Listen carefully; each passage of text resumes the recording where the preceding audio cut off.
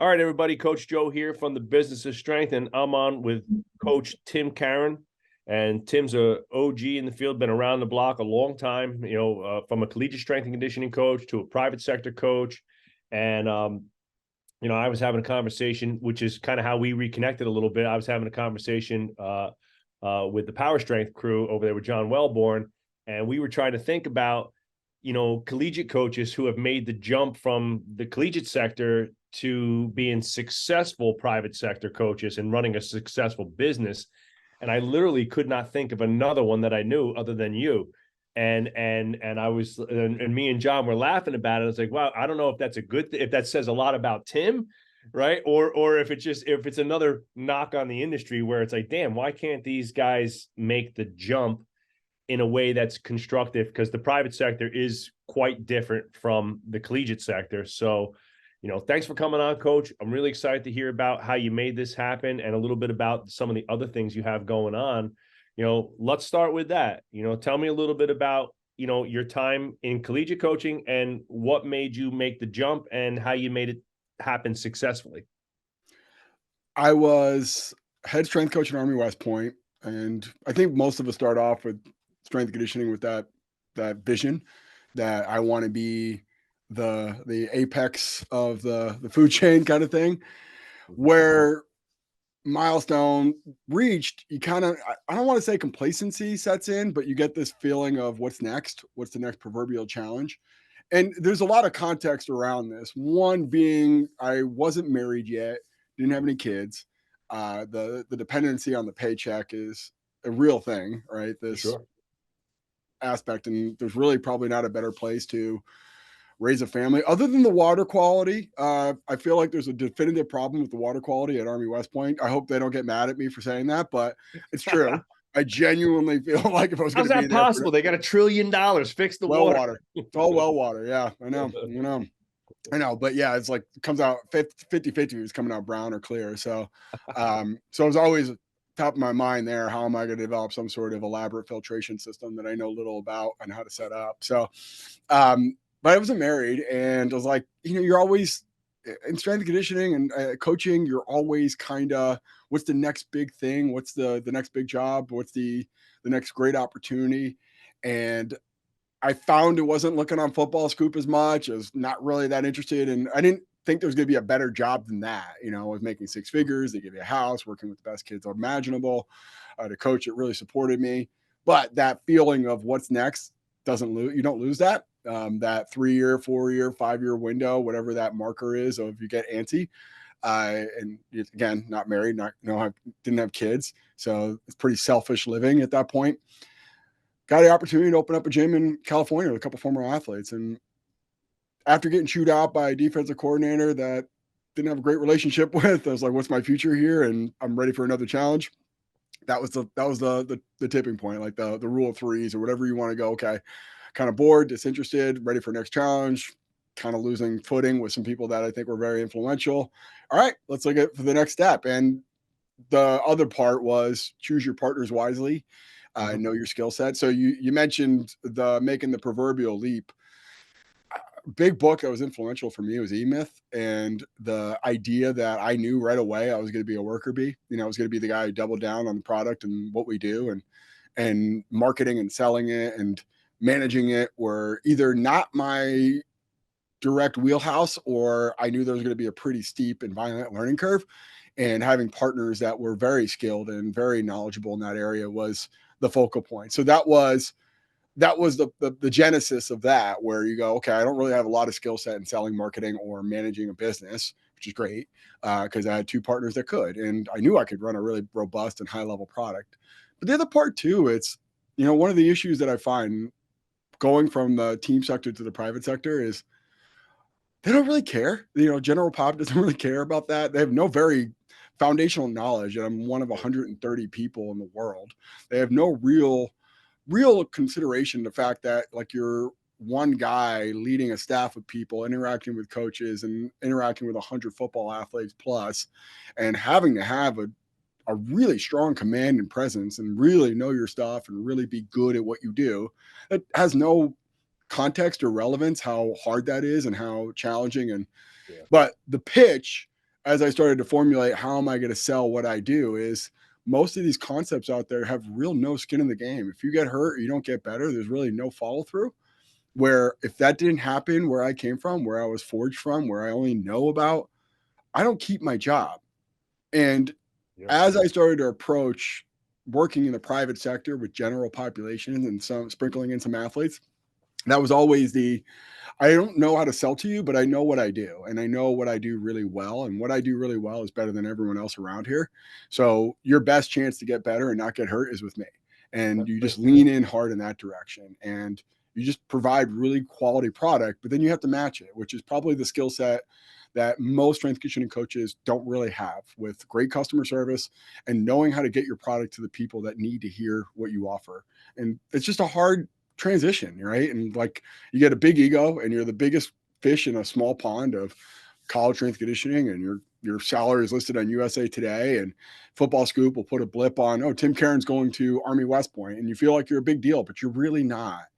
You're really not, to the grand scheme of things, right? There's going to be way more influence from people with 100,000 followers, or someone that has more clout in that area, someone who has a little bit more connectedness to the community. And you got to go at it like you were an intern. You got to go out there, humble yourself, work your ass off, progress in that area with your gym, make your product better, get to more people, do outreach, do mailers, do events, like all these things that you're not working on and you're not building. It's definitely amazing how you go from, obviously in the collegiate sector, the primary focus is results and the X's and O's ability of the coach to manage the training modalities of the team and obviously a training staff.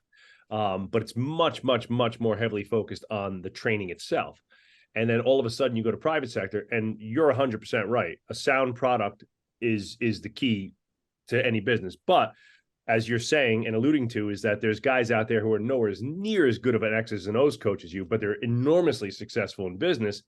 And that's because they have all the other factors. They have great marketing, great systems, sales processes, and things like that. You almost go from being this X's and O's, like world-class X's and O's guy, to having to become a marketing and sales guy just to get the word out, because, the average, 40 plus male or female, they're what we like to call give a shit factor towards like high level X's and O's isn't there. They're like, well, I'm not going to the NFL. I just want to lose 10 pounds and be healthy and feel good.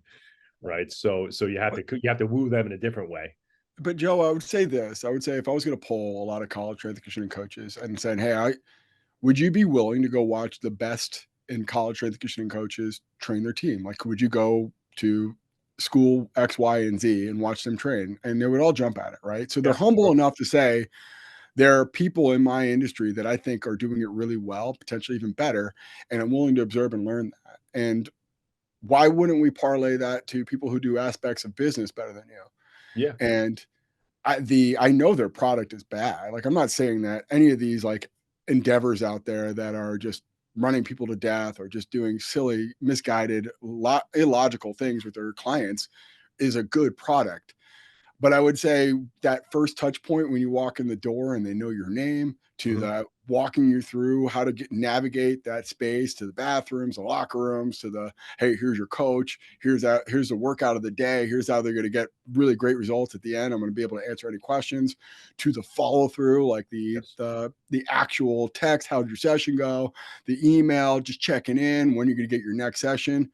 Those are the parts that I'm now way more aware of than I was doing before. Like, I was going to see what I thought were the best strength conditioning coaches in the country and trying to observe what they do better than me.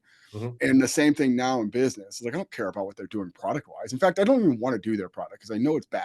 And that's going to influence me negatively from judging them on areas that they do well. Like, they're kicking our ass in outreach, or kicking our ass in follow through, they're kicking our ass in the sales process. Like, and I think that's the part where it's like, we're doing it. We just need to reframe what we're looking for. And it's a cool experience for you, right? Because I mean, it's cool. It's like learning new stuff, and it's like you're excited about learning something new. And I jokingly say this to my business partner Dan. Now Dan played. I'm a through and through strength meathead, like always the weight room guy. I went right to private sector. Dan, played 5 years in college, played at Rhode Island. Was thinking about going the collegiate route, and we always say like the highs that we used to get from coaching athletes, to a combine, a pro day, or a PR in the gym. Now I get that same high, coaching our P&L to a win in the bank account, marketing leads, seeing my sales team crush it on an initiative and stuff like that. So I'm still coaching every day. We're still coaching. We're just coaching different aspects of the business now a little bit differently. So it's great that you had that awareness to kind of surround yourself with people that, like you said, had more business acumen that you might have had coming out of the collegiate setting, which I think a lot of guys, I think part of the problem, a lot of guys don't do that, is that like, oh, I'm a great strength coach, I'm going to go run a great gym business. And it's like, oh, there's more to this than just training, and it kind of becomes a situation where they're lost. You mentioned P&Ls, and the thing I always talk about with coaches that are maybe intimidated by going into the private sector is like, if you're running sports science and analytics, it's the same concept, just numbers and organizing them. And then the follow through, right? I can make more money and drive revenue up, or I can spend less money and increase my net by not spending as much. And the same thing from performance. Like, all right, jumps aren't going in the right direction. Are we doing too much of the wrong thing or not enough of the right thing?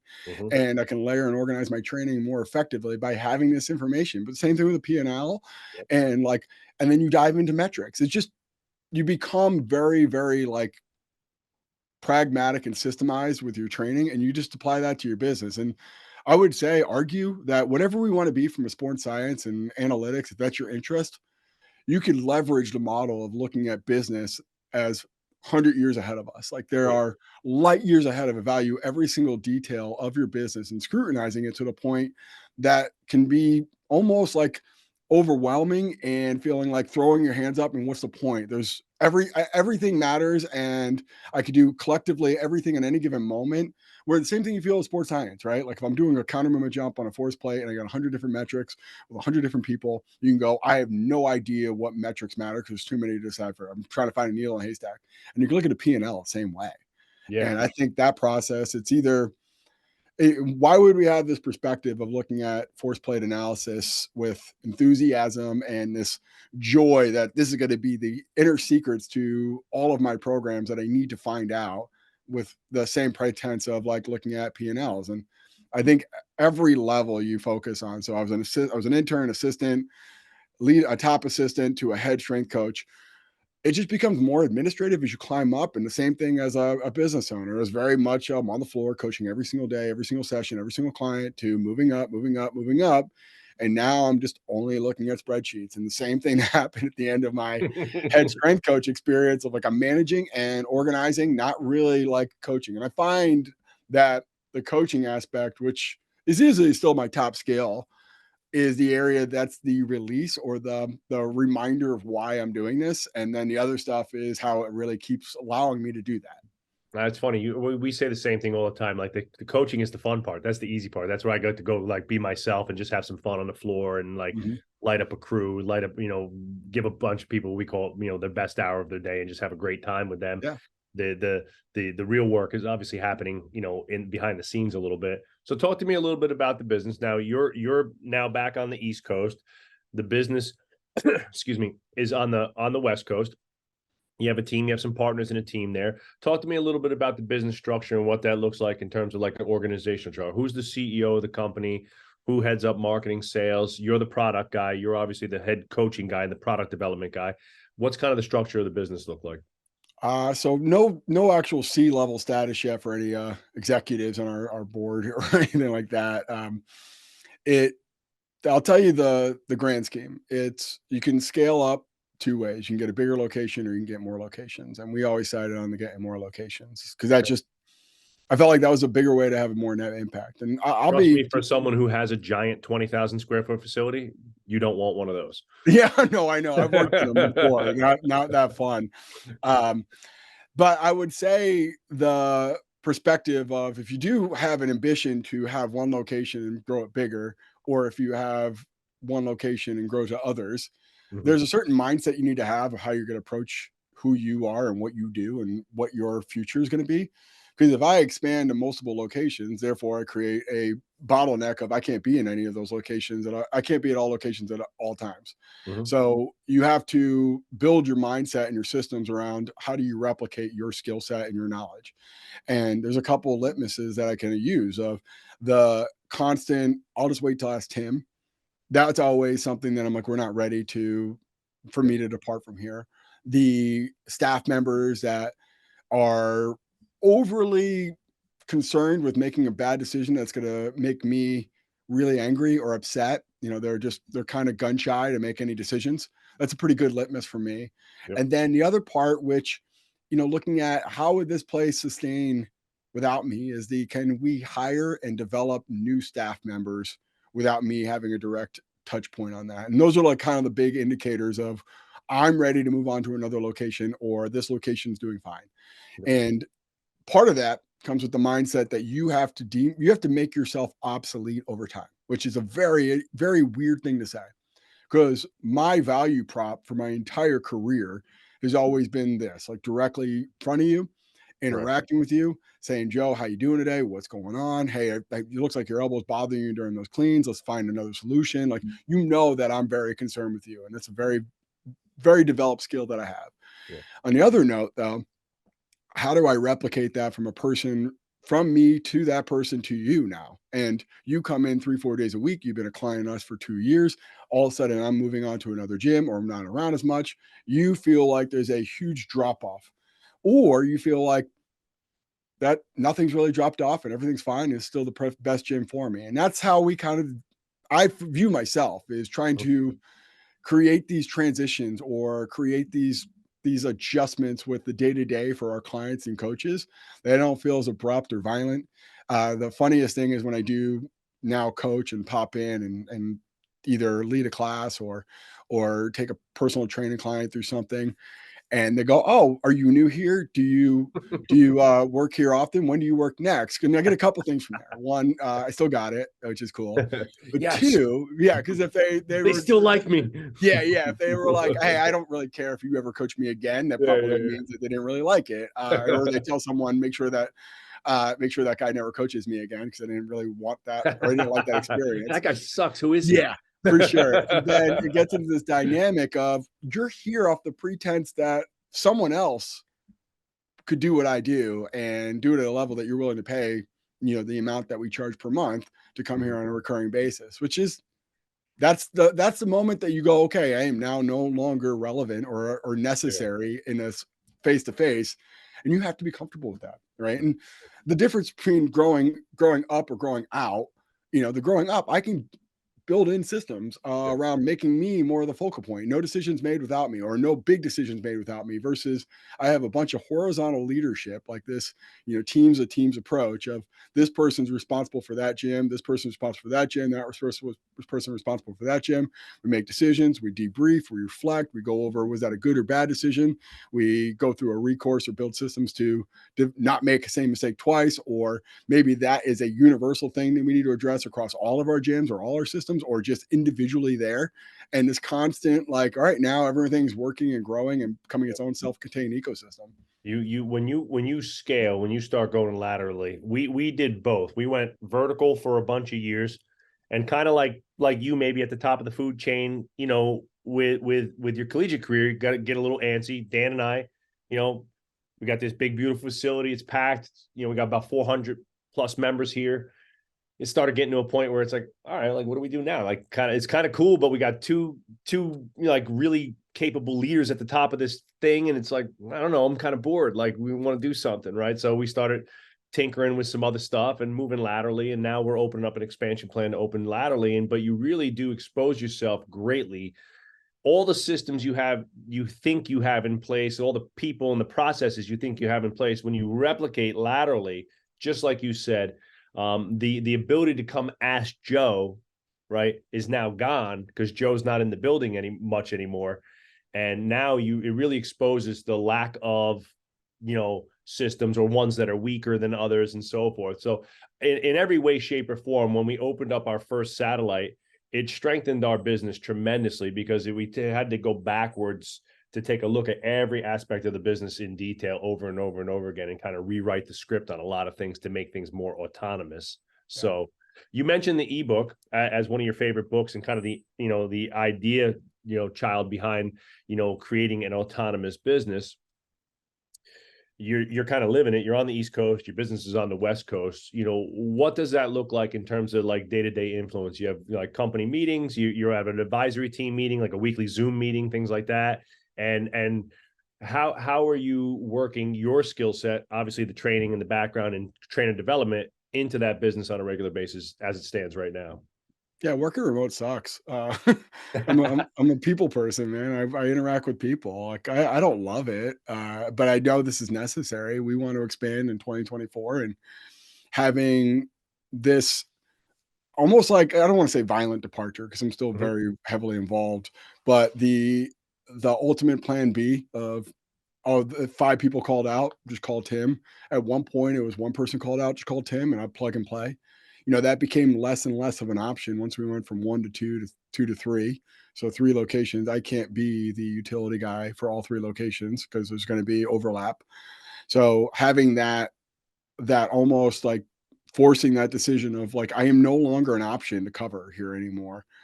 So we have to find solutions outside of that, and a lot of troubleshooting there.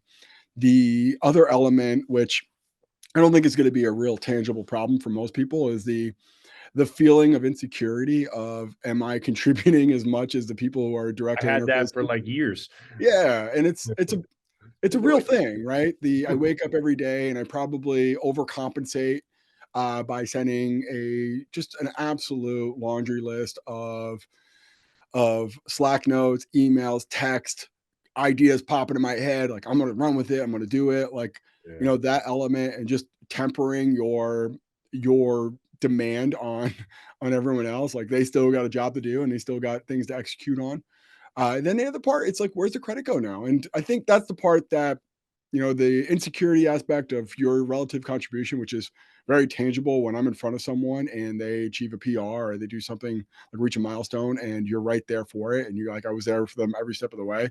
You have a direct cause and effect relationship from what you do. I don't have that. I don't have that any day of the week. And, that process of, I'm working through people who are achieving these milestone things for a lot of people, and my direct A to B contribution is harder to determine or interpret. Like, as long as we're making more money than we're spending, generally speaking, I'm doing a good job. Yeah. It's just harder and harder to determine that. More and more you're detached from the day to day, but that's the fight. We have to keep the bigger picture at play, because we have 30 employees, we have 600 total members. We have a lot of people that are depending on me to make really good choices and be very, very organized with what I'm supposed to be doing and who am I supposed to be influencing, and supporting people. Because the other part, less about getting credit now, they're going to get the blame, right? If you see this person every single day and they don't like how the way it's going, they don't like the schedule, they don't like the way I structured the program, they don't like a decision I made, they're going to go to that person who's directly in front of them, not to me. And I have to be cognizant of that and go to them. Are you okay? Are you comfortable? Do you need me to interject? Are you feeling frustrated and that I abandon you to take on the problems that this thing has? And I'm no longer there to lighten the load, take the direct blame myself, or support you in the way that you think is fit based off of your job title or compensation.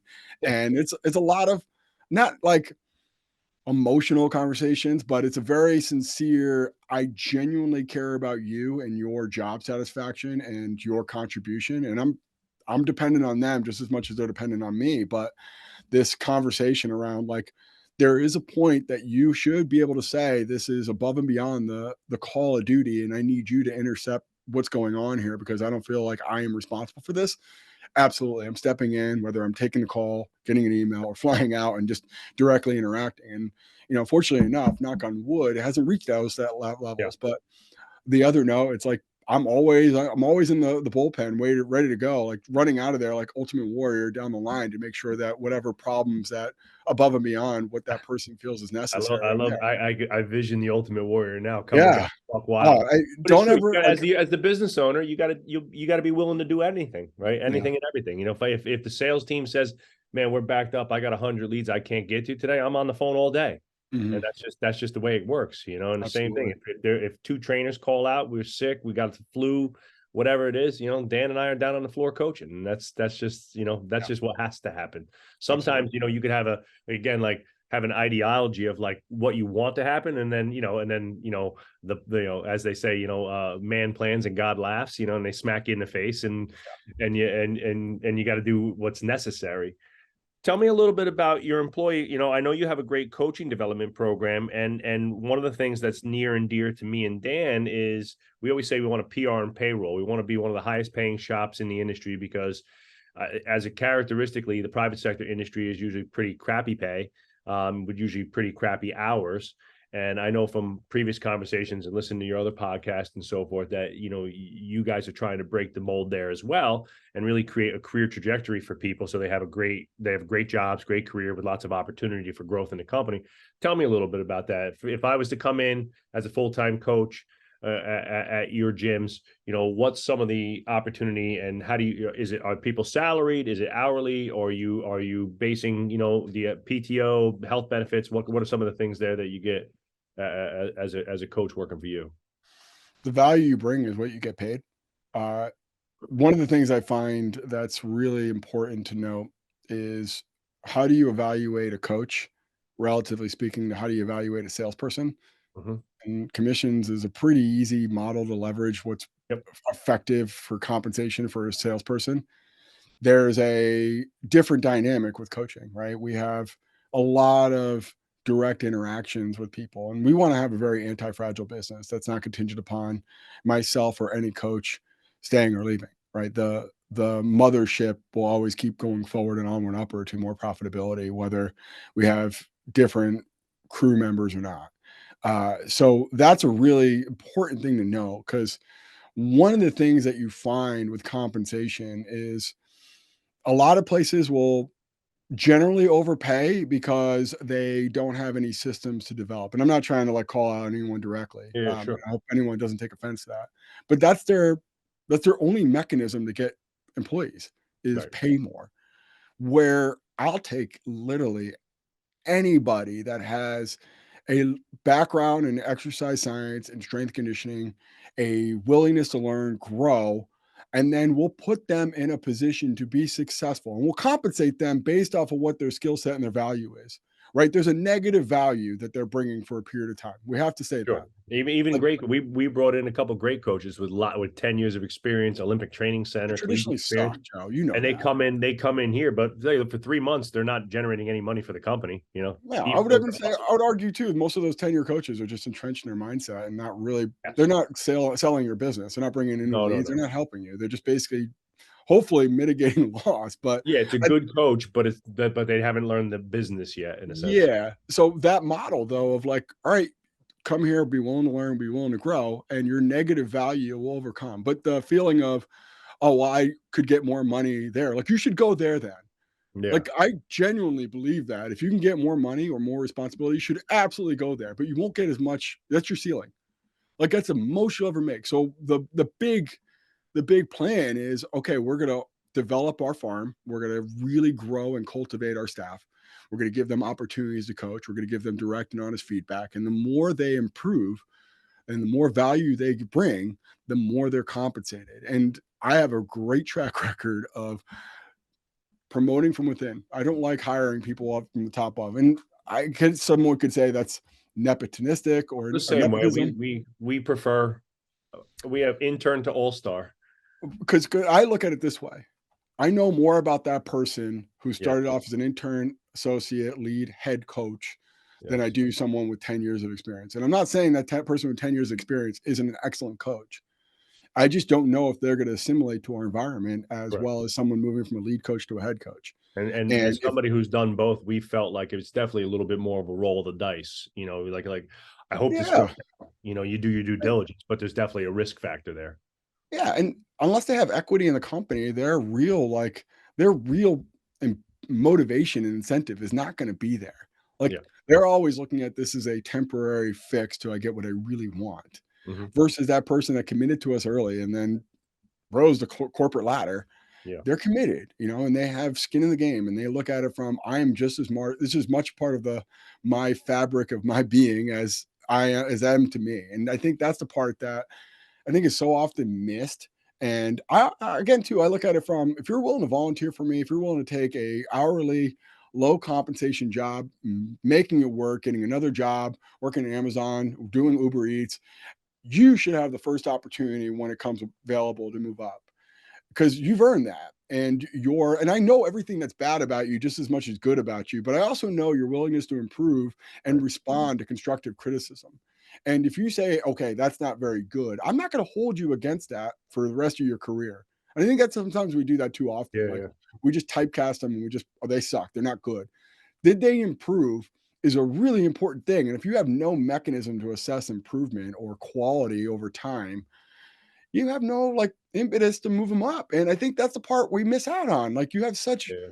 amazing talent, because I could teach him all the stuff. And I'm doing still majority of the programming, Hmm. which we'll get into a conversation about, okay, well, what's their creative outlet? It's coaching. It's being really good at the craft. And I'll tell you this, if people don't think this is coming, and I wrote about this in my last book, AI is going to replace everything I know. Like, let's just say it. Machine learning will Yeah. be far superior to me than interpreting all your anthropometrics and all your biomechanics and all your physiology and spitting out what to do. Yes. But what it can't do is this, hey, how you feeling today? Oh man, that rep suck. Come on, Yeah, lock in, talking focus. about You the can do that. weekend, all the little stuff, all Yeah, the little intangibles that go with making not just the X's and O's great, but your experience of being in the gym with a bunch of people, just hanging out, having a great time. exactly. You're like third place, as Starbucks likes to call it. Yeah. And getting into this conversation around, like, well, okay, the upward trajectory is just being better with people, retaining our clients longer, getting them better results, making them feel Yeah. better about coming in here 3, 4 times a week. It's it's the dynamic that I think, as we look at how we should compensate people, it's Sure.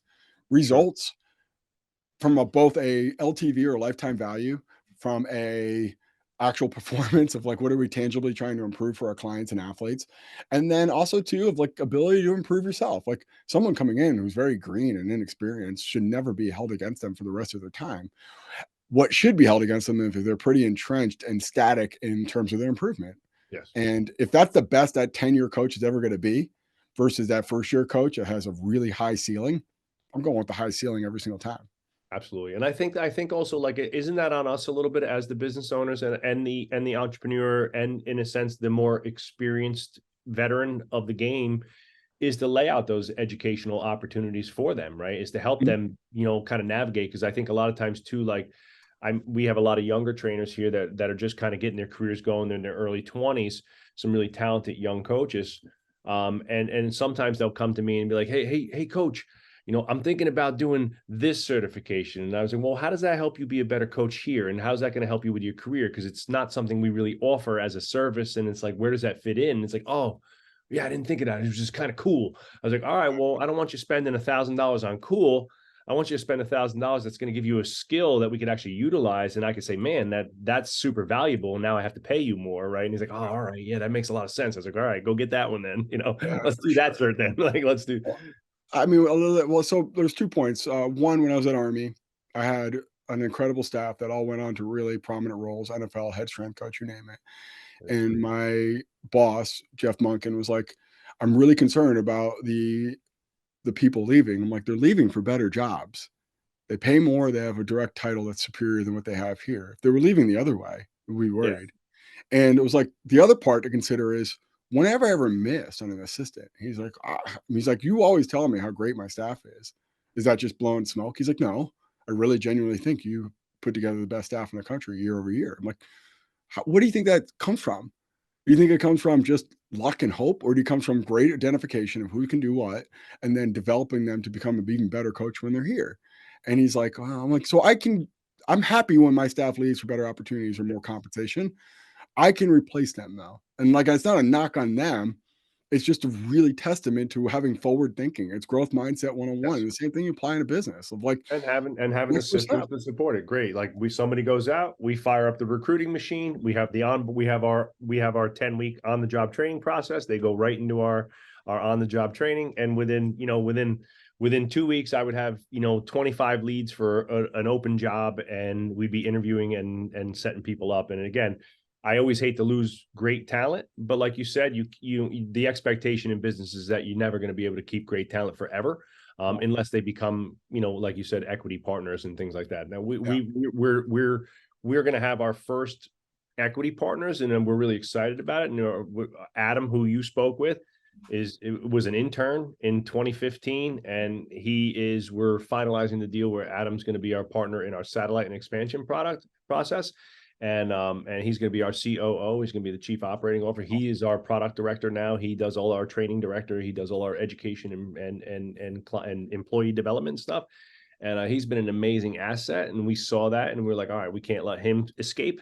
So we gotta figure it out, And so, like, again, but for gyms or owners out there that aren't willing to give up a piece of the action, the chances are is you're probably going to lose them at some point. They're going to say, well, I'm going to go do this on my own, right? And you have to have the systems and processes in place to keep the ship, as you said, keep the ship moving forward, and all systems going. Hey, you got to be like what I say, like an oil tanker, right? Then when that thing's in the water sailing, it's got to be super hard to stop. yeah. Tell me a little bit about your development programs. I know you have the books and the new one. Tell me a little bit about your new book on becoming a strength coach and what the idea behind that was. It kind of sounds like a lot of it was almost like a manual for educating the people you're bringing in, and you're using a lot of the same tools that that you used in the collegiate strength world to develop coaches to develop your own team. Now, tell me a little bit about that.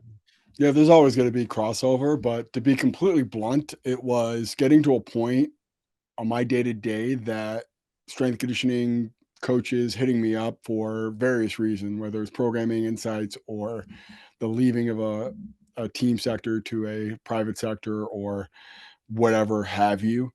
That became almost a deterrent for me doing my job at a high level on a daily basis. And I always kind of resented the fact that like I have people volunteering for me and, strength coaches just, hey, I'd love to get a minute of your time. So one, there's an opportunity there, right? There's a demand.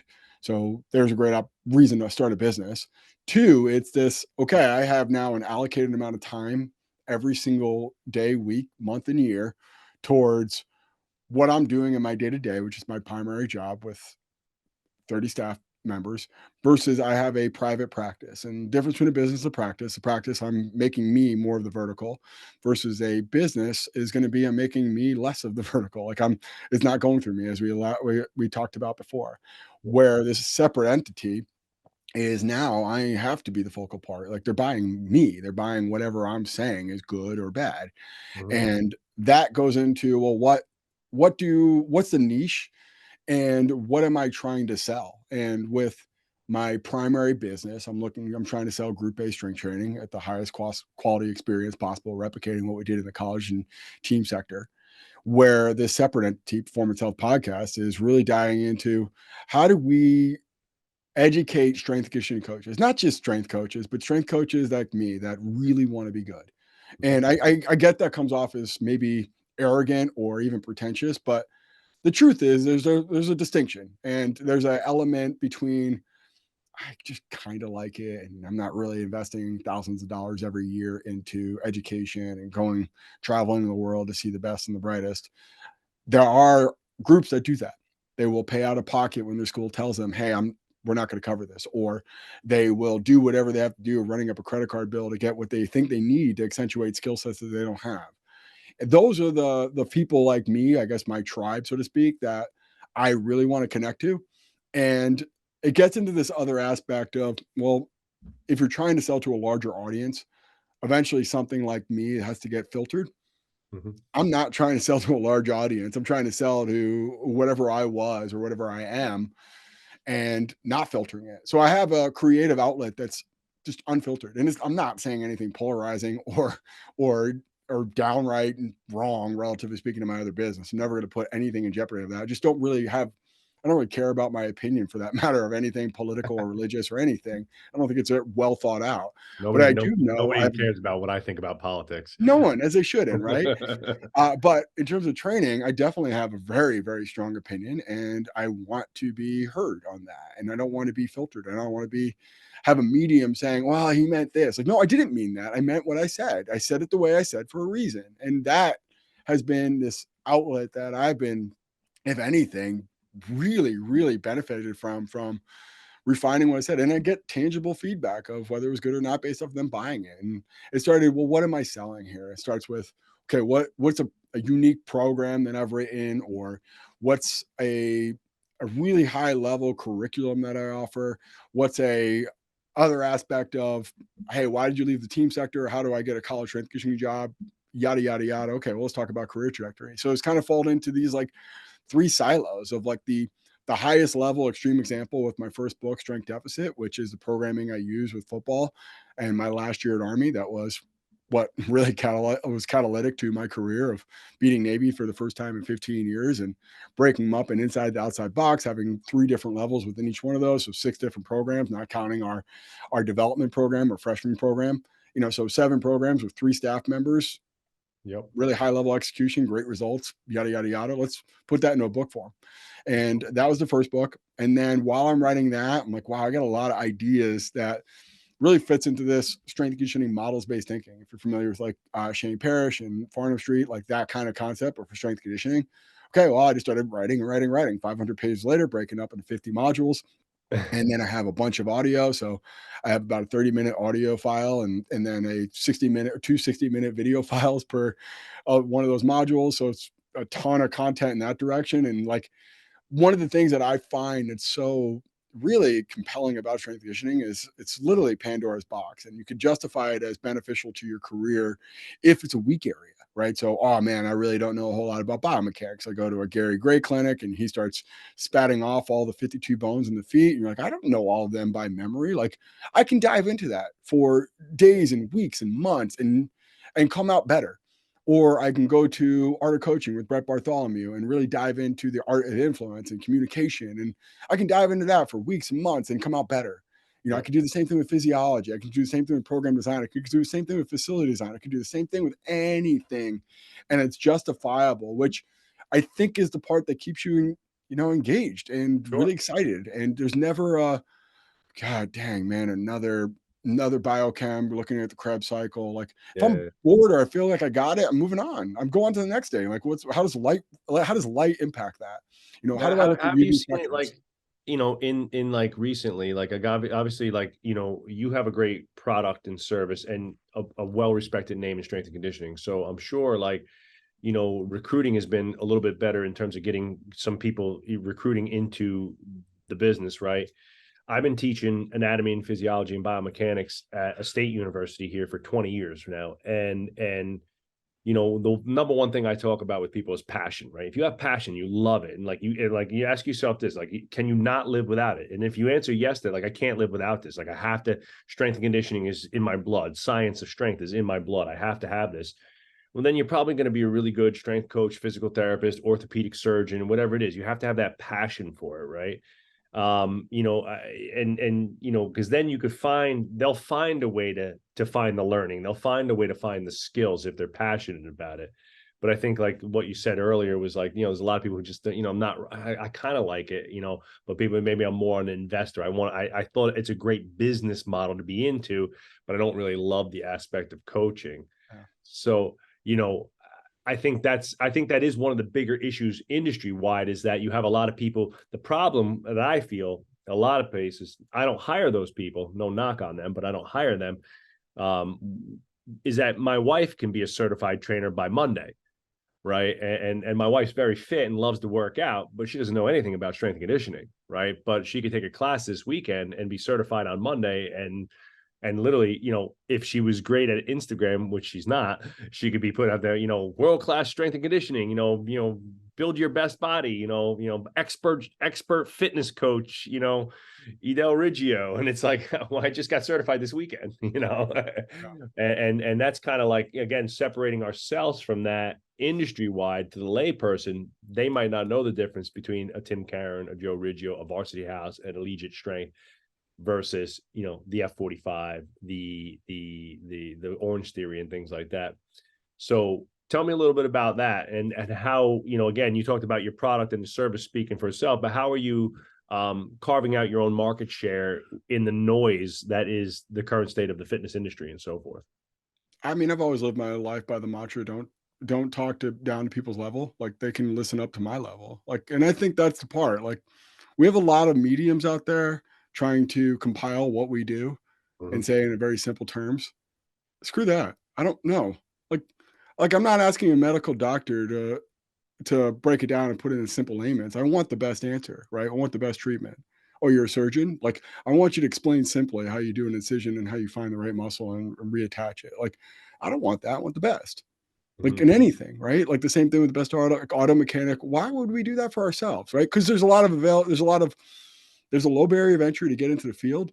Doesn't necessarily get to be their strength coach, and doesn't necessarily mean they're expert. Oh, you listen to an audiobook for someone talking about how to optimize life, doesn't make you an expert. Like, like I can't go on. I literally can't go to Wall Street and make $1 billion tomorrow because I listen to Warren Buffett or Charlie Munger. Like, I simply don't have a skill set, the bandwidth, or even discipline to do it. So there's a level of, if we really want to differentiate ourselves, I think there's actually a point to be made about, you need to differentiate yourself. And, like, I get so much feedback of like, oh, if you just said that simpler, it'd reach more people. Like, maybe I don't need to, and I do have people who do that for me. And I know that they're really good at that. They compile what I say to a very digestible level, but I fight the other level. Like, okay, like, people need to know how much more I know than them about this, because they don't really take it for granted. Like, I literally got into a conversation with a client about transverse abdominis and drawing in. I'm like, what is this, 1998, and the Australian Institute of Sport still relevant? Like, I thought Stu McGill debunked that. Like, we're still having this conversation. Like, what is that? Like, 30 years ago, like, this is a cyclical thing. Like, I know the whole history of how that came to be and why we debunked it. And I can tell you where we're at now, but it doesn't seem to be relevant. Like, just because you went on the internet, or, hey, I just went through a Tim Ferriss podcast and he was talking about doing one set to failure. So hit. Well, no, it's not Tim Ferriss's program. It's definitely not. No. Spencer Jones, who's a sociopath who has no right. We've debunked that with Dr. Kramer in literally the 90s, even the 80s for that matter, and Zatiorsky. And then this whole cyclical nature of like, all you got to do is squat, bench, and deadlift. Really? That's it? Okay. Like, tell me how that goes for you in 2 years when you look weird and you have no development in your arms or extremities, and you have low back pain and you walk like a duck. Like, show me how that works out for you. But it's just like, all right, man, like, either you're going to leverage my wisdom and my expertise or my knowledge, or the ability to interpret really quickly what is necessary versus what is kind of wanted, and understanding that there is a difference between a professional, because I have the burden of knowledge of consequence and outcome and diminished performance, versus a rando that just got a little interested in it and like went on Reddit for a weekend and looked up the hacks to doing something. Like, there's a difference. And the more someone moves up, the more they realize how much there is a knowledge base and an understanding and just actually experience and wisdom with this, of making those mistakes 10 times over and going, don't even worry about it. Take that off your plate. Just because you have a casual interest in it doesn't mean you need to rely on it. There's always there's a reason why the luxury market of goods has survived and weathered pandemics, all sorts of economic downturns, the housing bubble, right? And Bentleys and Louis Vuitton and Rolexes are literally selling off. You got to wait 2 years to get like a date just Submariner or something like that. It's like insane, right? Their retails 10, 12, 15 grand and they're selling for $100K, right? And I think that's because people at a certain level of stature, whether it's economic stature, meaning that you've made enough money where you could afford to pay for what's best, and or you've gotten to a let's call it like a physical emotional state where you've tried a bunch of things and you're like, well, I have to now try something different, right? Where like you're either in enough pain, you're in enough poor health, or your doctor just gave you your blood work and said, look, man, this doesn't look good, like we got to figure this out, right? And you're like, now I will do whatever it takes. Then you start to look for the best, right? And it's like, I think like for gyms like ours, who are premium service facilities, we're not cheap, and we never pretend to be. And when people ask us about our price, we say, well, no, we're not cheap, but like you, we're the best. We have world-class coaches. I got 5 people with master's degrees, and collectively we have over 100 years of strength and conditioning experience as a team. So Yeah. if you want to get better, we can help, right? And for that knowledge and expertise, you have to pay for it. So there's always this, like, I think the industry as a whole does a lot on the price shopping, right? The deals, the offers, and we fall prey to that too. We're running a Black Friday. I saw you run the Black Friday special on your products, right? Mm-hmm. It's part of the process. But I think when you hang your hat on a world-class product, a lot of times the price will shake itself out, right? Because people will see a value in results way more than they see a value in getting $100 off their first month and stuff like that. So, But the Black Friday is an interesting conversation, because the other element behind this business is this idea of, how do I support my own interest in strength and conditioning without taking directly from our business, right? So let's say that I was going to spend $5,000 a year on continuing education from my primary business, justifiable, but that could come at the expense of paying my staff members. So instead of saying to them, hey, I'm going to take this money to improve my skill set and knowledge, I was like, you know what? Honestly, I'm just going to create a separate business that has a pretty high demand from constant, like weekly, hey, I'd love to get a minute of your time. And I'm flattered, I'm honored, but not at the expense of time I could be spending with my staff developing them, as well as not directly at the money that potentially could go to improving me. So I use that money. It's a separate LLC. I use that money and I want to try a new piece of equipment, right? So I want a new glue and ham, but I don't want to spend company money for this and experiment on this time, but I don't want to pay out of pocket. Okay, well, can I go out there and essentially crowdsource this, right? And I'll give it you have a skill. Hey, who wants to do a mentorship this weekend? And then I use that money to go, okay, now I'm pumping back into me, and I use it to do seminars, buy books, get equipment for the gym that I want to try for future gyms, and not at the expense of what I can pay my employees, because this is just me, right? This is my vertical, and I can build myself up through my practice, and I do want it to make money, but that just affords me a greater opportunity to expand, grow, but not at the expense of my primary business. And I've always taken that approach. Like I host muscle mentorship through Allegiate, and I'm like, I really want a safety bar from Kabuki. I want a Kratos from Kabuki, or I want this prime handle. Man, P&Ls are tight right now. I don't want to go to my partners. I don't want to ask for, hey, can I get this, or that? I'm like, screw it. I'm just going to go make money off of this, and I'm going to use that money to justify buying new equipment for the gym.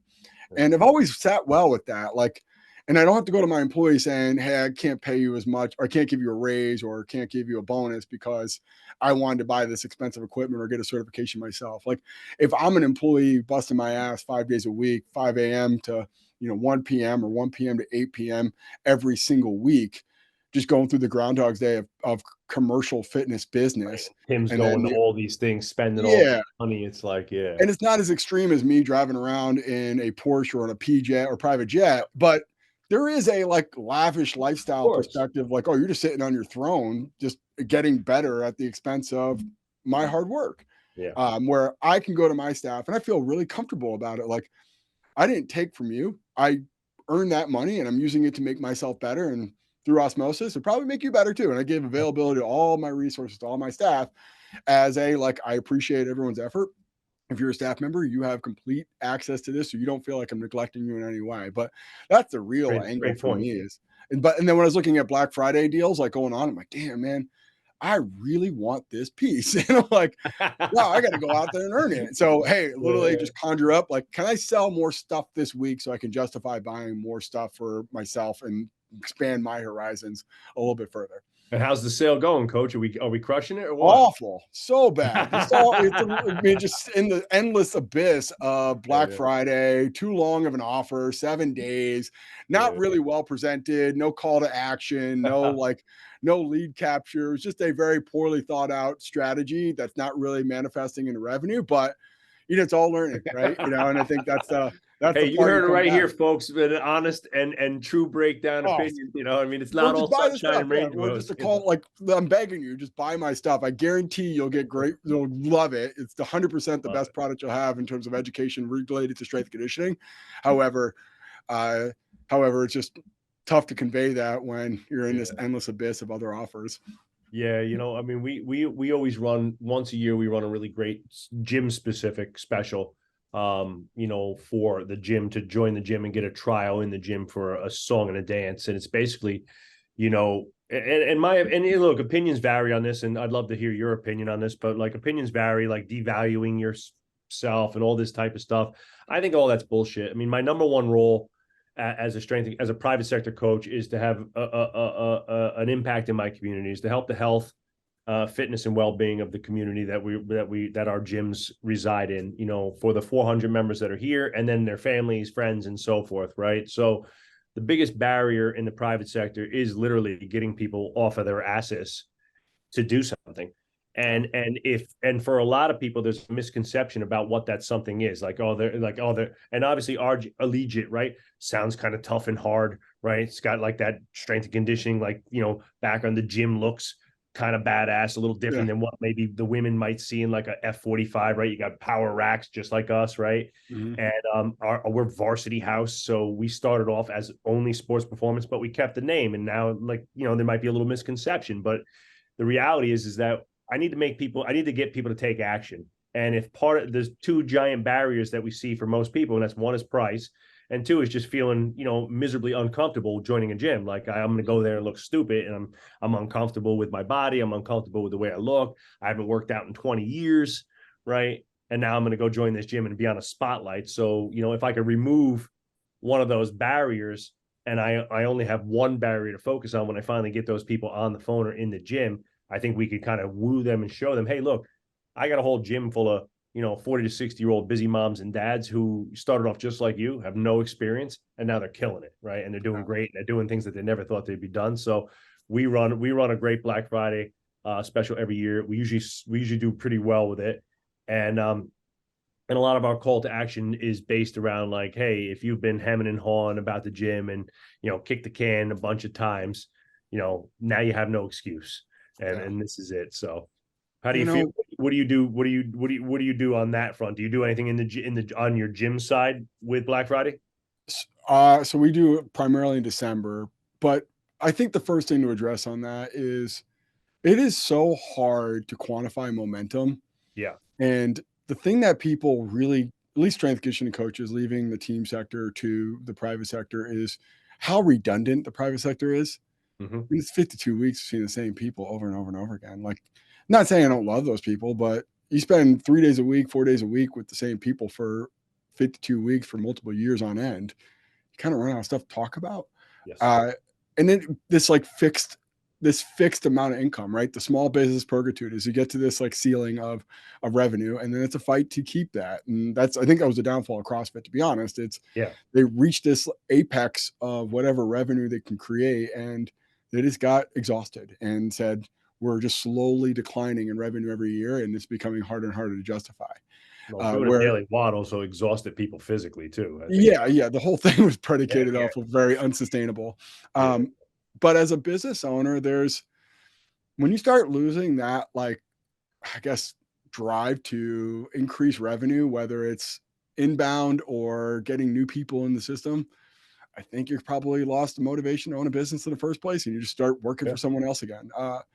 And I think that's the competitor in you. Like, hey, if I really believe in my product, I should be open and willing to get as many new people in here as possible, because I do genuinely believe it's going to help them, Yeah. as well as the other element of the static nature of seeing the same people in that 5:30, 6:30, 7:30 class definitely becomes more inciting and renewed when you have someone who doesn't understand exactly what you're saying. And you kind of just feel like over time you start managing the session as opposed to coaching the session.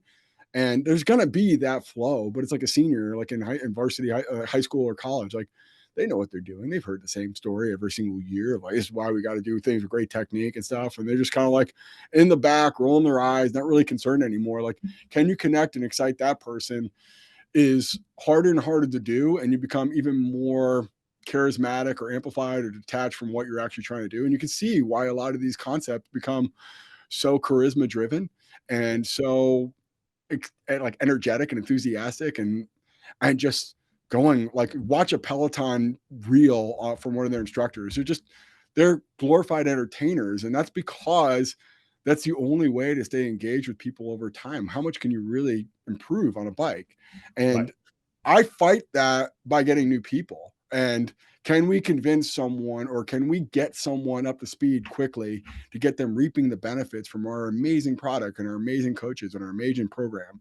That's exciting. And then getting a new bump in revenue. But the other element, it's, well, what's the point of having a business in general? It's to make money and to grow and to become better than what you were last year. And there's a reason why performance incentives always are up every year. Like, at a certain point, you go, like, my wife works in sales. Like, she's like, yeah, I got to sell, 25% more this year. I'm like, every year forever? Like, how does that work? Pretty much, right? How do you keep going up 25% every year for eternity? Well, 10,000%.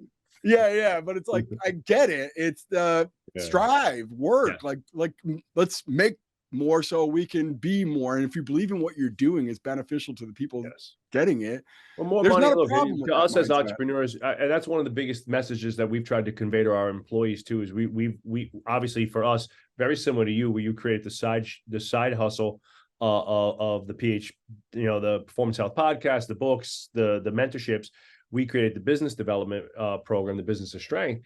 And that was kind of the same thing. It was like, hey, like, like our team, we need, house money needs to be in-house. And if Dan and Joe want to do all this other fun, cool shit, we got to kind of do something else. So we started doing a little consulting on the side. And then, and like the same thing with our employees, it's like, if we want to, if you want to give people like more opportunity, they have to understand that the business has an economic structure. And it's like, hey guys, like, and this is what I always say, because like sometimes you get like our sales team be like, dude, when is enough? Like, you're killing us with the marketing. We got so many leads we can't handle. When is enough? Like, when do we just chill? And I look at it, I was like, guys, we'll chill when everybody in the building tells me, we're good, coach. Like, we never need to make another penny. I'm good making what I'm making now for the rest of my life, right? Because and then we could stop. But since that's never going to happen, and all employees are always going to complain about wanting to make more money, and everybody is who's competitive, right? Then we got to keep pushing the limit. And we either push the revenue up so we can impact more of our employees. And then when we get to a point where we think that that's good, we split off and start opening more gyms so we can impact more communities. And at the end of the day, we have a great product and a great service, and the goal of it is impact. But if it doesn't grow, it dies, right? And then at some point, you're just, what are you doing then? Well, we have we do a coaching evaluation, and we try to get every one of our coaches done every week, myself included. And at the end, the last two questions are overall session performance, and 1 to 10, 10 being excellent, elite, 1 being really bad. The second question is, would you pay for this yourself? 1, no chance. 10, every day and twice on Sunday. And when we get those two metrics, people will typically overscore the performance because they're peer-to-peer. They'll definitely not sugarcoat would pay for this. And it gets into this fundamental question. If you're not willing to pay for a product you're selling, why are you selling it? Yeah. And do you not believe in it? Do you not agree with the way we do it? Do you not think that if they were going to choose us over one of our competitors or another concept, either online or another place entirely, why are you even here in the first place? And I think that comes down to a really important note of, you have to believe in what you're selling is the best option for that person who comes into your gym.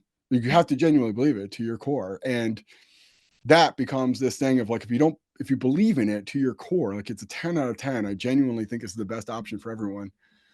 Well, why wouldn't we want to have the biggest reach possible? And why wouldn't we want to expand this out to as many people as possible? And with that comes revenue. And what comes revenue? More opportunity for not only that person, but for you. We can move you up. We can get you more money. We can get you more opportunity for continued education. Like, like the capitalist is like a society of like it's the joke is like Mother Allegiate and very proletariat and like that the only thing matters is Mother Allegiate keeps moving forward. But the other side of it is like it's very much capitalist driven, and Sure. the more revenue we make, the more opportunity for everyone included, including Sure. myself. Yeah. I mean, that's just, like I look at, us, we're going into year 18 as Wow. a company. We started in '06. And I have we have our GM here, Mike, our first intern, Adam, intern to partner, our director of training, Kat, our facility leader, intern, Steph, our assistant sales director, intern to sales director. So, again, like you said, as the business grows, the people that grow with you, reap the benefits on the employee side. And like I said, just being able to, I think I look at all the thousands of people that have come through the doors here, and so many lives have been changed. So many kids who've gotten scholarships or just turned out to be just great adults, great humans because they had some structure and mentors in their lives. I think that that's the real win. So But the incentive for the employee is none of that would be available to them if you didn't make it to year two. And correct. then all of the success stories you have from people going through your product wouldn't exist if you didn't make it to year two. So, and the only way you make it to year two is you make more money than year one. Exactly. And Exactly. that's the fun part. It's exciting as a business Yeah, owner. You're like, all right, here's a challenge. Can we convey to not only our future customer that we're the best option, but our current employees and future employees yes. that this making more benefits everyone. And that's the ultimate sales. Yeah, I mean, I would say in the last like 3 years, if there was one of the biggest lessons that I've learned in business is that my employees are my best clients, and that I have to market just as hard to them as I do to the external world of possible leads in a sense. Yeah. No, for And sure. that mission, that the core values, the belief systems that we have here at our company are so important to convey to the staff, that they believe, like you said, that they come to work every day like this place is awesome, what we're selling is awesome, how we're helping people is awesome, and I want to be awesome in this process. Yeah. And There's that moment with employees and customers, their constant complaints and they're just bitching about everything. And you got to go to that employee like, are you happy? Like, yeah, is this are you having more bad days than good days at work? And where like what role can we put you in that you're going to be happier than there's always going to be frustrations and things you don't agree with and upset with. And that's part of it. But if it starts to outweigh the good things, like then you either need to find a new role within that current like structure, or you maybe need to find another place. And a lot of times it's if you don't absolutely love this, like being a strength conditioning coach, there's way easier ways to make money, and you should yeah, definitely do that. Like, don't work to live, like, like, or live to work. Like, yeah, that's not the job. Like, I had one employee's like, I really can't go from 5 to 7, 5 to 8, or 5 to 8 in the afternoon. I'm like, so you can't work in the service industry because the whole point of service industry is we service people who can make enough money to afford the service that we offer. That's the point of the service industry. We work yeah, around their schedule. yeah, You have to accept that.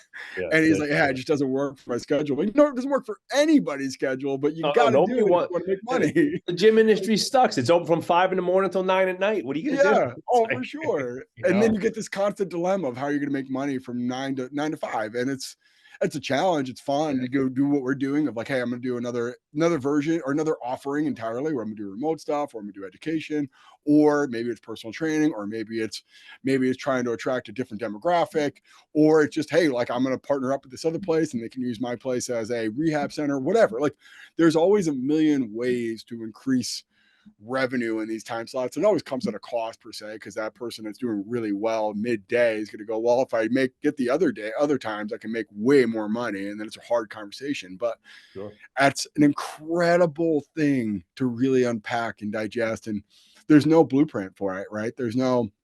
You got a 3,000 square foot space. So you need to commoditize all this time that you're not making money. And you could go this, or you could charge more, charge less, or you could rent it out to this person, or open it up to this personal trainer, or blah, blah, blah.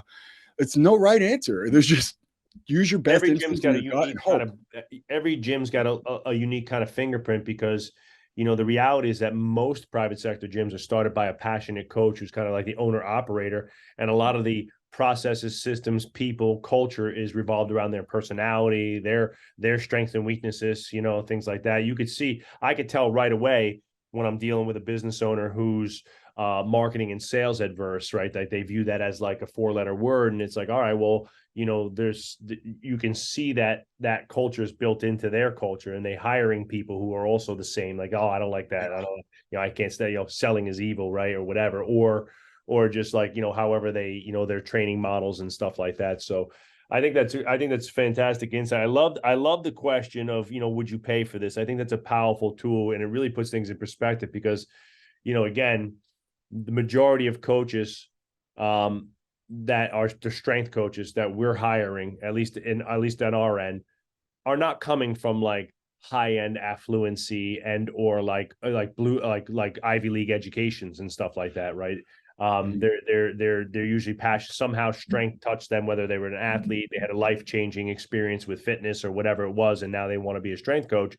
And I say to them all the time, it's like, hey, look, if you've never spent 500 to 600 or 1,000 a month on training, jujitsu, chiropractic, whatever it is, you don't have an understanding of what that. So don't put your dollars in other people's pockets, right? Because, you know, when you're saying like, I can't, you know, I don't think I'm going to be able to get them to pay $600. I was like, that guy's rolling out of here in a $250,000 Bentley. Like that $600 is like me giving you 60 cents.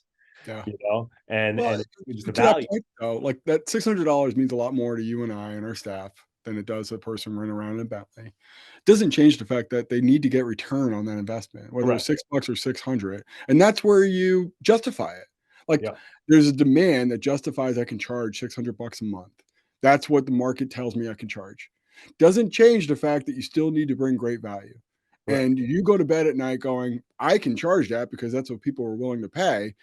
I still need to deliver, right? Mm-hmm. Like my rate per hour or per month is what it is, but the value that you bring always needs to be there. And I think that's the part is like the overcoming whatever internal blockage you have to charging. It's it's an abstract thought for a person that's working in a team setting to commoditize what they do, like or put a financial value to what Yeah. they're offering because they're so conditioned to say you're just part of the system. You're a cog in the wheel. You don't bring attention to yourself. You don't try to like take credit for anything. You just do your job, keep your head down. And not saying that everyone has that approach. And there's definitely strength conditioning coaches I've worked with who step over their dead grandmother for a raise or a promotion. But on the other note, it's this idea of like I can charge this amount. People are willing to pay for it because the demand or the market says that. You justify that no matter how much or how little by doing what you do really well. Right. And you do that And better than saying anyone else. and saying and doing what you say you're going to do, I think is just Yeah, if you tell people that you can absolutely help them lose 10 pounds in their first month, you better make that shit happen. absolutely. And Yeah. put that pressure on yourself, right? Yeah. That's what a competitor would do. Like, I'm gonna charge you $1,000 to lose 10 pounds. I don't know if you And ever heard of a guy, Brent Gallagher. Brent Gallagher owns a gym he's a pretty savvy business person. He owns a gym in Houston. He's got one okay, facility, does about 2.5 million in revenue in one facility, right? And got a crazy, crazy good business. And I was talking to him and he had a great thing. He's like, what's the secret for getting your team to like deliver the goods every day? He's like, got to play scared. He's like, we just teach. He's like, it's part of our culture. It's one of our core values. Play scared every day. Got to earn your clients. Got to earn your keep. Got to earn your position on the team. And you got to think about like you at the collegiate level or at the pro mhm, level. It's like there's a depth chart and there's a draft pick and a 2 year and a 1 year a newbie behind me trying to steal my job every day. yeah. And There's we try always to, someone younger, hungrier, and more yeah, capable than you. And exactly. So you play know, scared, and that's a great kind of analogy for the value set is like, hey, if you play scared and you really care and you look at each thing, it's like, hey man, like, am I giving them the absolute best and would I pay for this? And you could say yes, 100%, then you're probably going to do okay as a coach and a business. And if you don't, if you're delivering that mediocre product, at some point it does catch up to you for sure. one of the more interesting things that we've come across at our gym, there's several high level trainers that pay for membership. Whether it's just I don't want to worry about my workouts, I don't want to program it, or I want to be in like the team like atmosphere, or directly just saying probably the best way to get firsthand knowledge of how you program and how you orient like your entire business. It's literally almost like a paid apprenticeship. Yeah. And the thing that comes from that is it's incredibly flattering, right? That your peers think that highly of you, that would pay for you to train them. But the other element, it's what does that mean for what the casual or the non-expert or the person not in the industry is? That the best value this, so therefore you should. And that's a pitch, right? It's Yeah. where your trainers train, or where your favorite strength coach's favorite strength coach, that kind of dynamic. And It's awesome. I think when you get into that other element, which we're just talking about, like playing scared or how you position yourself, like, yeah, you're running off this guise of like constantly knowing that you have a job to do and feeling like a pressure, an obligation to do it, and a good pressure. But the other part is your value prop is probably more than you ever could really understand. Yeah. And, doing what you do, you just got to find people to get it out there to more people. And you got to figure out how you can 10x, 100x what you currently have. Like, what would your training look like if it quadrupled tomorrow? And would it be the same? And thinking about that. And I always keep that in the back of my mind. Like, we will always have this talk about having 50 gyms over the next 10 years. And yeah, nowhere close to that 7 years. But, I always thought about if I have 200 members per gym, 300 members per gym, and I was multiplying that by 50, what does that look like? How am I going to handle 1,000 people, or 10,000 people, or whatever numbers out there, relatively speaking, when I'm at? And that motivates me, that excites me, that's pushing me forward, as opposed to like avoiding like whatever the fear factors associated with it. And I think we all have that dual ends of like, all right, one person saying like, don't fuck this up, sorry for swearing, but the other end of it is, Okay, what if this was like the biggest concept in the world? What do I need to avoid and what do I need to do differently? And just hopefully have this nice balancing effect, because living in fear constantly, definitely not great either. No. But also having this like completely like detached from reality, aspirational mindset of like, I'm going to get 1 million followers in social media type of mentality. Like, or you're living in fantasy land. Like, you got to do the work, man. You got to do the work, right? 50 gyms sounds possible though for you and the team. I mean, you sound, obviously, from an outside perspective, you got said a lot of great things. I think this was a great clinic for a lot of young strength and conditioning coaches out there who are thinking about either opening the gym or for veterans who are running their gym and don't have a good handle on the business side. I think you've done a fantastic job, Coach, making that transition, surrounding yourself with a great team, and again having the understanding that you know what you know, and that the things that you don't know, we're going to go out and get better people who can do those things at a higher level. And I think that's the marquee to a great leader too, is understanding your strengths and weaknesses and creating other leaders. So on that note, Coach, let's tell everybody where they can get more of Coach Tim Caron. What's the best place to, for the books, the podcast, the gym? Where can we find more of you? So the place I try to focus all strength conditioning coaches. So if you're a gym owner, strength conditioning coach, go to phpodcast.com. Got to work on the name, I guess. Feedback is I'll listen to your podcast. Like, no, there's physical products on there. So great lesson there. I don't even know how to change out the URL, to be honest, but I'll work on that. But phpodcast.com, on there's a curriculum that is 50 modules that pretty much models-based thinking, and it's Pandora's box. You can go into rabbit holes that you never even imagined. Then it goes into direct like standalone courses. So I have 3 courses on there that you can go through, whatever vector point in your career you're at. One being how to become a strength coach, which is based off the book I just finished, which is, I think the pretense is like, oh, well, entry level strength coaches. Like, no, it's definitely written from my vantage point backwards of how do I manage interns? How do I make hard decisions? So if you're an experienced strength coach, you get a really good plan of attack for when to make these decisions, how to make these decisions. And for an inexperienced strength coach, it's forward towards the future of how do you navigate to that point. But there's a course that goes through it. It's modules based off of what I wrote in the book, kind of giving you a firsthand description of what I thought and why you should be thinking about this, and some take home and action items, versus the other book I wrote, Strength Deficit, which is leveraging eccentric versus concentric ratios. And quick pitch on that. There's a couple concepts out there that I think are linear or predetermined what's more valuable. I don't think we should be thinking about eccentric versus concentric that way. I think we should be thinking about what's more specific. So if we're going to leverage any model, it'd be GPP, SPP, or general physical preparation, the sports physical preparation or specific physical preparation.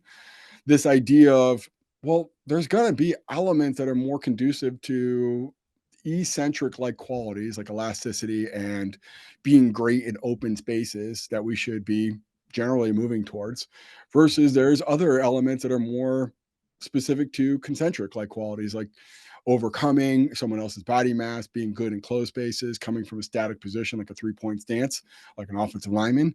And you can create programs and vectors to help peak for that.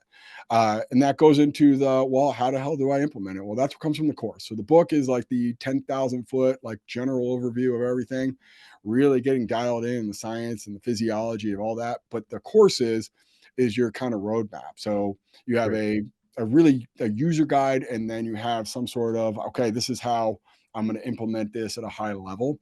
And both of them work really well together. And it's difficult because it gets into, the book is so technical and extremely like dialed in terms of, I talk about gear ratio and passive and active properties of connective tissue, fascia, and actual tendons, ligaments, all the way through to the muscular tissue, things like longitudinal hypertrophy, which is, I guess, for some reason, not a very familiar concept. And then it gets into this other idea of like, hey, reversing or developing weakness, right? So do I want to build to a peak, or do I want to develop or accentuate areas that are holding us back? And it's a pretty hard debate. And there's a lot of things to consider on both ends of the spectrum, where the real end is like, okay, go through the course and you have a pretty good firsthand of how I really leverage this in a group setting and made a lot of mistakes, and you get to learn firsthand on that.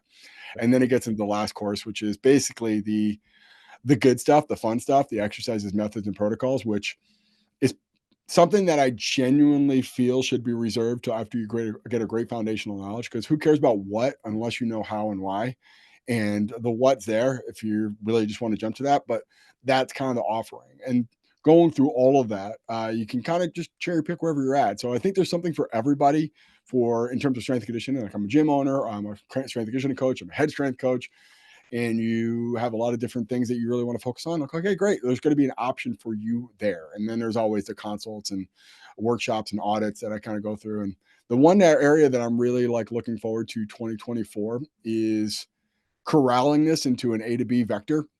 I think right now it's a goosebumps type of setup where you kind of choose your own adventure, which is paralysis by analysis. It's like there's just too many start and end points for anybody, which the feedback I got. So here's a really good lesson for anyone who owns a business: is be able to take criticism, feedback from people, and not directly listen to being so overly like preoccupied with the compliments and eliminating what we call noisy data of people who are telling you that what they don't like and why they're not continuing on.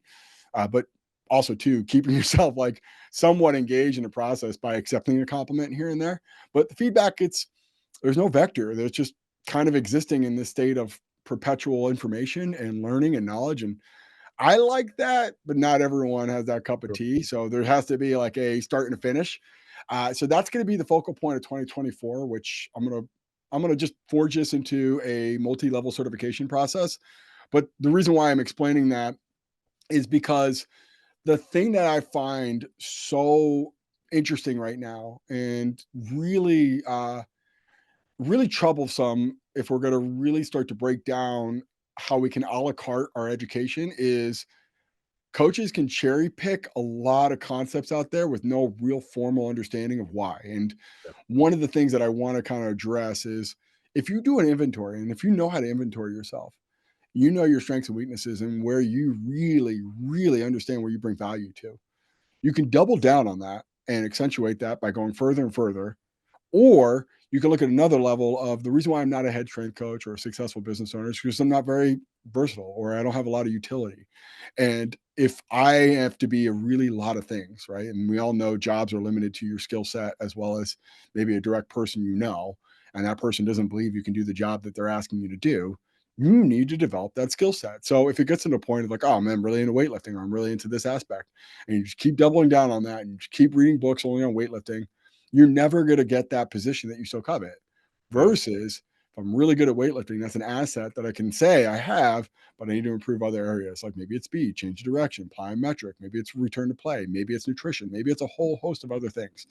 And that's the stuff that hopefully I can start to layer in, and we're going to build in foundations. We level 1, level 2, level 3, level 4.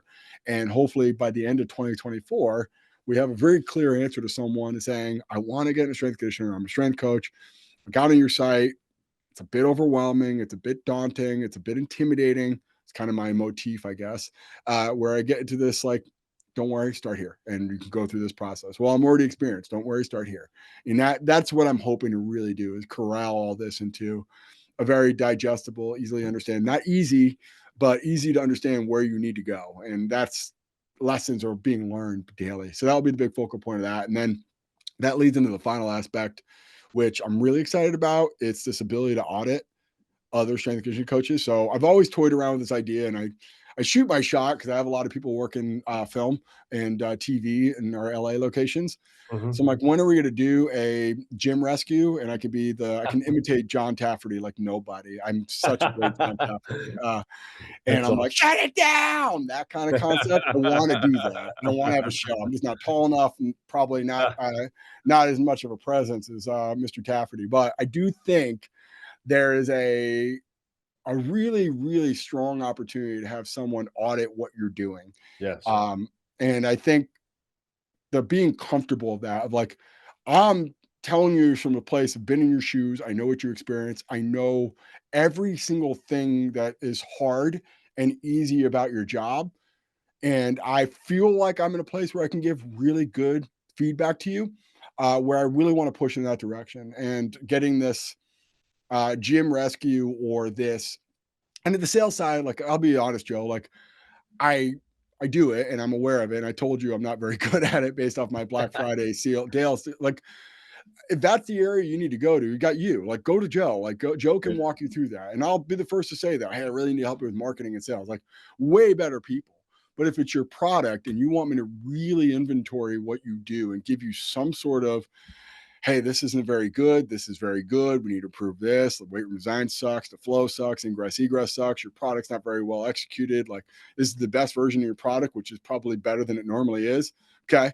And getting some sort of improvement plan and follow through. And, I'm doing that. I'm doing that last 20 years of my career. So I think that's the next big phase of getting through this A to B vector, corral all this information, and then get to the other end of it and say, okay, well, now the next opportunity is, like, you really want to be the best staff possible. Like, let's bring me and my team in and start to break down your actual physical program. And it'll be more towards the team sector. Not saying it's a conflict of interest, more just along the lines of, like, there's just so many variables in the private sector that I think are so hard to say, oh, I wouldn't do that. And the areas that I despise when, like, I get consulted off of, like, you're just saying the opposite of what I'm doing. Oh, you charge too much, charge less. You don't charge enough, charge more. Or you're open these hours, open these hours. Like, I don't think that's helpful or constructive. And there's a reason why we came to that price point. There's a reason why we came to this, like, this thing. And I struggle with that part. And from a programming perspective, like, oh, you should do more boot camp stuff because you get more of, like, your total achievable market will be way more. Like, Right. that's easy to say. Like, I don't want to do that from a programming perspective for gym spaces, I guess, at least just yet. And I'm just trying to be as honest because, like, Yeah. I tell people all the time, if I'm not good at what you're asking me to do for you, you should find someone who's better at it. And that's saying at the expense of a sale, right? And I think that's No, but I guess you your know what? integrity. I turned down multiple clients in the last 2 weeks that were looking for business work but they were primarily online coaching businesses. Yeah, And that's not what I do. And I specialize in brick and mortar, and that's what yeah, our specialty is. We the majority of the lessons we teach are how to get people from a 3 mile radius to an actual space. yeah, yeah. And just like, and 100%. I'm turning down tens of thousands of dollars in potential consulting revenue, but it's like, that's not what I do. And I think it would do worse for my reputation long term to try to stretch myself to something I'm not qualified for. So Oh, for sure, absolutely. And that's hopefully, like, with this website, it's giving me that outlet. It's giving me some connectedness to this audience that I still really resonate, like strength and conditioning coaches. Like, still have a very strong connection to that audience. It's who I am to my core. It's what I introduce myself. Like, hi, I'm Tim. I'm a strength coach. That dynamic.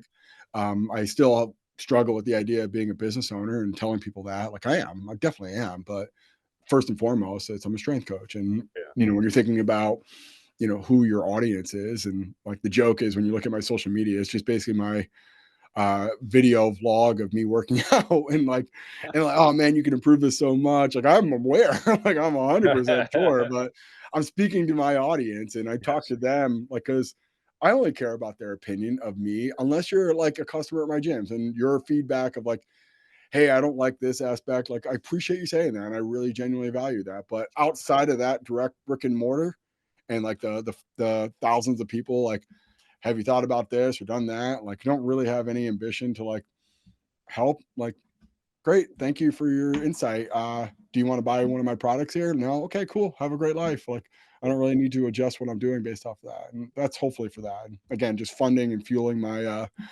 my insatiable appetite for more education and pieces of equipment that are probably unnecessary, but still extremely valuable to me. Everybody needs their toys, Coach. Coach, this was amazing. Very insightful. Lots of great takeaways. Tons of golden nuggets. Make sure you check out Tim Caron on Instagram and at the Performance Health Podcast. He is definitely leading from the front, doing it great. And I appreciate you taking the time to spend with me today, the day before Thanksgiving. Happy Thanksgiving to you and your family. Yeah. So Thank much. you. Likewise. Awesome.